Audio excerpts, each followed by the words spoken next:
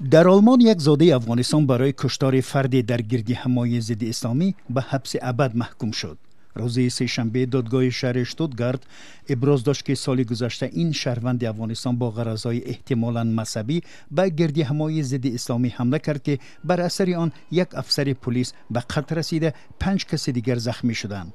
به نوشته خبرگزاری ریترز، حکم زمانی صادر می شود که در آلمان بحث بازگردان جنایتکاران و پناهجویان ناکام افغانستانی جریان دارد.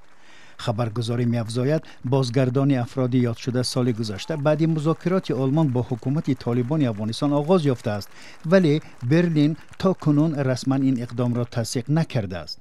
ماه می سال 2024 شهروند 26 ساله افغانستان که با نام سلیمان ذکر شده است با کارد شکاری به گردهمایی گروه مخالفین اسلام با نام پاکس یوروپا در شهر غربی منهیم حمله کرد.